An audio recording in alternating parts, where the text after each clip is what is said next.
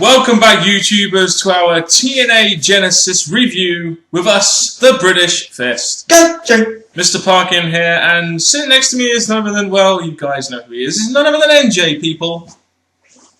What's up? He may not have a beard like me, but he's definitely more awesome than me. Comment your thoughts on this show down in that comment section below. Subscribe if you will, and also like this video if indeed you like what you're seeing on this video. And make sure you contact us in the links in the description box below. Indeed, and Genesis 2013, TNA's first pay-per-view of the year, a Big 4 pay-per-view for TNA, but not really much happened at this pay-per-view. It felt like a 3-hour Impact.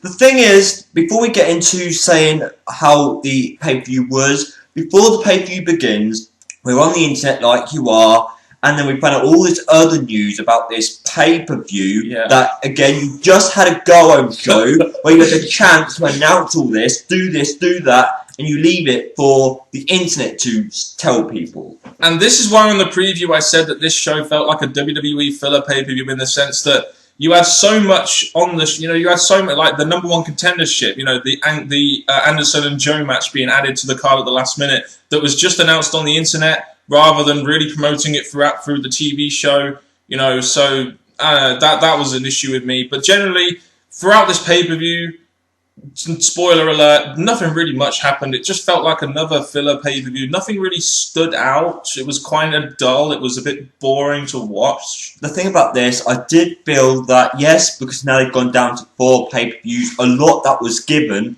is building up Impact shows more than, let's say, leading up to a pay-per-view. It is that way. Let's just get on to the opener, which is Los Stereotypicos versus Matt Morgan and Joey Ryan for the Tag Team Championships.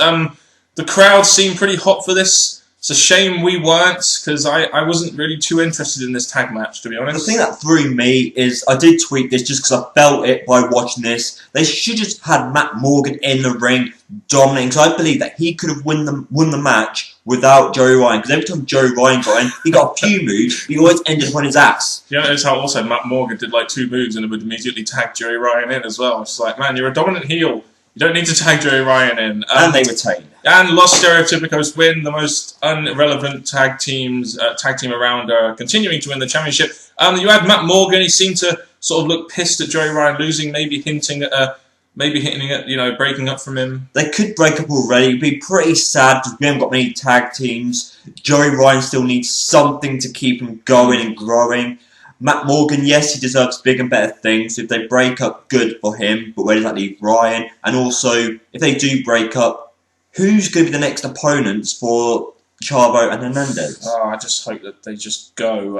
But anyway, at least if Morgan breaks up on Ryan, they can push him properly rather than just shoving him in a tag team, saying, oh, he's going to break through the whole roster, and then put him in a tag team. It was good enough filler for 2 months to keep him in there, but now let's go ahead and push Matt Morgan in the right way. Samoa Joe versus Mr. Anderson, a match which was added to the card at the last minute. It has something to do with that Aces and Eights crap that is going on right now. Had no real reason to give a shit about this match, really. The thing I liked about this is that every time Anderson gets on TV, he eventually gets taken off soon after. But here, he's got a pay-per-view match. He won. The Aces and Eights are seeming to give Anderson a reason to be on TV. So for this match, I enjoyed it for that purpose, mainly. Okay, Knox's distraction gives Anderson the victory. Shame that they couldn't have booked the Aces and Eights members like this, I don't know, 2 months ago when they were losing all the frickin' time. It's a real shame that when it comes to this, yes, Anderson got the win. That's why I was complimenting it, because Anderson got a pay-per-view match and a win. But the thing is, the win for the Aces and Eights, yes, it's a win for Anderson, but a win for the Aces and Eights has been delayed by a while, yes. Too much, too late. Christian York versus Kenny King in the X Division final. Kenny King showed that he could be a real star with that interview segment he had backstage. I really like that interview segment that he had backstage. It set up this match nicely, even though he didn't win. That's the thing, because even though they're trying to build up York, especially with one of the people who actually got through and actually in TNA now, but with this, I'm behind both men because of their performances.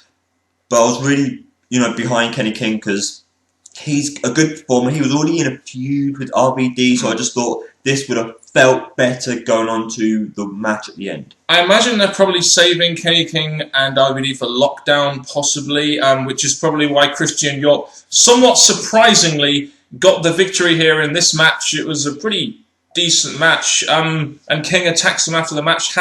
#heel. Yeah, I do feel that the only thing I felt about this is the match went on too long. The reason I'm saying that is because I've not really enjoyed an X Division match for quite some time. So for these two to try and put on a strong X Division match, yes, it was a good match, good spots, but I did enjoy it by the end. I mean, I was getting a bit tired of very short Impact X Division matches, so for an X Division match to get 10 minutes, I was pretty happy with. This led us into the next bit of this, what was essentially an angle at the end of the day. You had Rob Van Dam versus Christian York. Right after this, York was selling a neck injury, and they did this whole thing where we kept fighting through it. There was some good sort of hopeful near falls here. This was all about getting Christian York over, really, wasn't it? I mean, RVD gets the victory here because Christian York was injured. You know, I would say, though, let's give that belt to Kenny King as soon as we can, please. I'm glad that, obviously, York, because I did say at the beginning, I'm behind both men, that they still made him look good, gave him an extra 5 minutes, roughly, with Rob Van Dam. Rob Van Dam to pick him up and clap, say, yeah, good guy, and all that. But again, I just thought, another a win for Rob Van Dam. Don't really care about Rob Van Dam. Waiting for Lockdown, but the big gap between this pay-per-view and Lockdown means Rob Van Dam's going to be stretched on. Hey, well, that X Division $15 pay-per-view should be entertaining, hopefully. Devon versus Joseph Park. I have a big feeling, judging by what happened during the match, that me and you are probably going to have very different opinions on this match. So I shall let you go first on this one. Joseph Park versus Devon. The thing is, I'm going to get straight to the main part. I'm not the greatest fan of Joseph Park. Yes, he's there for the entertainment purposes, but when it came to the end of the match, you knew what was coming, especially with the way the camera turned to concentrate on Devon. He cuts himself, blah, blah, blah. The Abyss character, I'm still waiting for them to bring out, fully comes in, and just when you think the Ace and Eight are going to lose their match, he goes...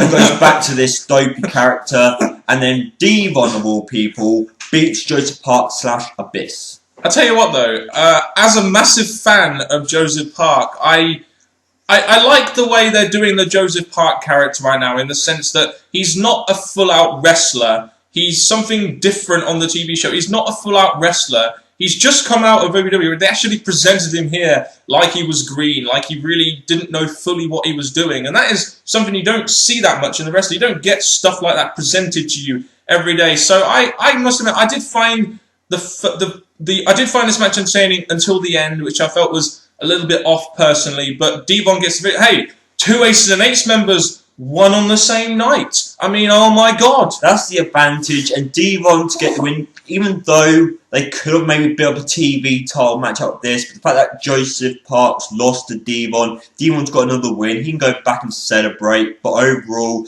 I didn't like the finish. Hopefully Joseph Park will play much more of a prominent role on Impact in years to come. Best character on TV by far, in my opinion. Gail Kim, Velvet Sky, Mickie James, ODB, and Miss Teschmacher, excuse my belching there, in a #1 contendership gauntlet match, which was going to determine the #1 contender for a Knockouts title match on free TV. All you need to know about this match is Gail Kim went through everyone so Velvet Sky could come along and pin her. I'd say the thing I noticed about this match is that some of the finish, like with James and then with Gail Kim part, the ropey stuff seemed in, so maybe they get a bit of a triple threat, a fatal 4-way when the time match does happen. But for this match, I'm glad they had more than 2 knockouts involved, but now we're building up to a later match, which should be a pay-per-view match, but with this big gap between pay-per-views now, we're going to get a lot of title matches on free TV. It's unfortunate that TNA are using a big 4 pay-per-view like Genesis to hype up TV shows, but there we go. To me, really stay on Knockouts division right now. Especially, it's very hard to get behind it, especially when they're not even writing for it. This is just a WWE style last minute going to add to the card kind of match. It just. Ugh. And let me just add on another point. We did have this discussion. It's not really relevant, but ODB still comes down with the tag championship. We've discussed there's 2 reasons why she shouldn't be. My reason was the fact that Eric Young, be it storyline, has been swiped out of TNA. So to make it more seem like it's realistic, the title has been stripped, gone, buried, and in the bin. Yeah, and also the fact they haven't defended them for 30 days. Stupid. It's now been like 8 months. Don't really see the point. No. Christopher Daniels versus James Storm. In a number 1 contendership match for the 24th of January edition of Impact. Another match which is on a Big 4 pay-per-view, which is hyping up Impact. Yeah, there we go, making the Big 4 pay-per-views feel prevalent, TNA. You know, this match, I felt it was decent. I mean, you have James Storm and Christopher Daniels. It was a decent match, thanks to the Kaz interference. Daniels gets the victory, which was very surprising, actually. I didn't think Daniels would win this match, but I think Daniels has paid his dues, not just in the wrestling business, but he's been very entertaining lately, and I think he definitely deserves that title shot, even if it is eventually probably just going to be filler for Jeff Hardy on Impact. And this is the match we shook hands on, because you was James Storm, I was Daniels. I really felt Daniels should win this, because I personally feel, yes, he's still in a tag team with Kaz, but I want to see him progress, go higher, make bigger career and future for himself. I predicted this match to end one way, which was AJ was to return, screw Storm, set up a feud with him, while Daniels goes after the title. But now it's the title match is happening on free TV. I really don't really care, but it's good for Daniels to win this match. Hey, it's a new match. It's a match I don't think we've ever seen before, I don't think. But James Storm, I just want to mention James Storm here. You know, in 2012, you really thought that it was a certainty that he was going to win that world title, and now he's losing to Christopher Daniels on pay-per-view. You do wonder whether he's actually going to ever win this freaking world title in 2013, whether they're actually going to ever cash in on that momentum that you had about 8 months ago, you know. And as Daniels said, Christopher Daniels, sorry about your damn luck. Taking other people's catchphrases, how original. We had a Bully Ray and Brooke Hogan segment, another segment on the show which seemed more concerned about the TV show, and this was just there to highlight the marriage on Impact on next week. The thing I would have done personally, yes, with him being on the post and all this stuff, that Impact involvement that Buddy Ray had, I would have done all that, at least on this show, just so it would have made more sense, led to him having a proper involvement on the pay-per-view. But other than that, he's hyping up Thursday. You know, we had 9 matches on this pay-per-view. Did we really need a promo segment? I mean, we had a lot of good interview segments and stuff, which helped hype the matches and stuff like that. But we had 9 matches. You know, you needed as much time as you could to highlight some of these matches. Sting versus Doc.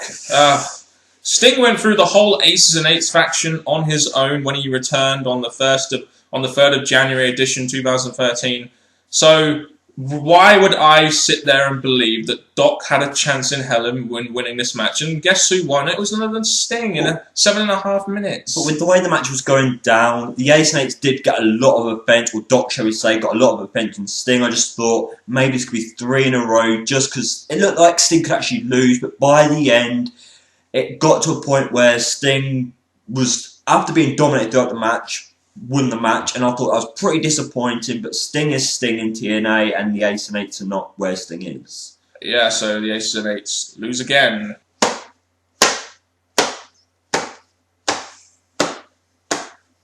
That was to the 2 Ace and Eights members that actually won their match. Once again, Doc, we have an Ace and Eights member that lost to Sting! You fucking ain't down, you worthless mortal! So the main event of the evening was Austin Aries versus Bobby Roode versus Jeff Hardy in an elimination match for the TNA World Heavyweight Championship. Now, I think going in, we knew this was going to be the best match on the card, and I think with all the crap and all the filler and all the boredom and dullness we had throughout this show, you know, even caring about this was quite hard because we had to endure so much. It's like watching a 3-hour Raw with all the filler just to get to The Rock. It's just, do you know what I mean? It really decreases your liking of something that could be really good, and it makes it only good. The sad thing is, in this match, we did have the whole team link up on the base, making it feel like the heels against the base. Even that, which I personally like, I didn't glue my eyes to it. It wasn't like something, I've got to watch this for these reasons. But there was still the good spots, the way the heels work together, the face coming out on top. But it really didn't feel like this is what the whole pay-per-view was building up to. Yeah, I mean, it was a good match, don't get me wrong. You know, Austin Aries, Bobby Roode and Jeff Hardy, they're all 3 very good workers in the ring in their own right, and they put on a very good main event TNA match. It's just, with all the stuff that came before it that I really, quite frankly, couldn't care about, it really affected how I went into this main event, because I was sitting there like I watched 2.5 hours of shit, or crap, And then going into the main event, I'm just like, well, I just want it to be over with, rather than I'm really looking forward to it. But anyway, you get, after the double teaming's finished and Rude wanted that title win big time, so he turned on Aries. You get down to Aries and Hardy after Bobby Roode gets eliminated, and within about a minute, in John Cena style, Jeff Hardy gets the win. The thing about this is that I did like the heel tactics throughout the match. I personally would have, I know that Jeff Hardy was going to win, but I would have eliminated Jeff Hardy, then did a match against Austin Aries and Rude. But the way they eliminated Rude, I guess Aries was like, yes, I got rid of you, turns around, Jeff Hardy, bam, bam, bam, finished them off. Typical top face booking, and Jeff Hardy retains, which, again, just like the other match we've said, will burn up something for Lockdown. Yeah, they really want Jeff Hardy to stay, don't they? You notice how the commentators doing the massive sell job on, almost like the JR Triple H and Austin sell job, like, Jeff Hardy, he is the best thing in the world. Oh, what courage he showed tonight. They really, really want to make Jeff Hardy feel like a big deal, and they really want him to stay, don't they? You can tell from this match. But anyway, it's just this to me felt like a filler show for Lockdown. It really did. It just was dull. It wasn't very interesting. The build was very underwhelming. There was last-minute matches like WWE would kind of do. It just, to me, felt like a filler pay-per-view. And I'm sorry if that upsets some people out there, but that's just how it felt to me. And I want to give a little shout-out to someone for this purpose. Bullkiller, in his latest video, mentioned the fact that there's only 4 pay-per-views left, so you should be concentrating on them, treating them like big pay-per-views. But like with this one, you're really not making it feel like it's a big deal. It's not special. It's got good moments in the pay-per-view, but that's all it really was. It wasn't really that entertaining. It didn't even really have any good moments. Not that I can remember. No memorable moments. But one thing I will say, though, is TNA planned this with the 12 pay-per-view a year plan in mind. I think going into Lockdown and Slammiversary and Bound for Glory, we'll see much more of how TNA are actually going to build up to these big 4 pay-per-views. As much as this wasn't a very good show, I just don't think that you could take that mentality going in, because obviously they didn't have the 2 months of build for it and all that kind of stuff. And, they had the TV show. They had, it just wasn't built. It was built with 11 more pay-per-views in mind rather than just 3 remaining in the year. So that's another topic for another day. We'll be addressing the whole TNA pay-per-view thing in our Friday video, the British Wrestling Rundown. This week we'll be going into detail on that. But Genesis for us was just a meh show. And I guess you'll give your ratings in the description box. Yeah, unwatchable for us, really. But there you go. Thank you very much for watching this video, guys. And in typical NJ style, I'll pass you over to NJ. Thank you very much, Dan, and thank you very much, viewers, for watching this video. Hopefully you can tell us the good of this pay-per-view, like we've given you the good and bad. But till next time, thank you very much for watching. And from Mr. Parkin and me, NJ, what's up? Until next time, goodbye.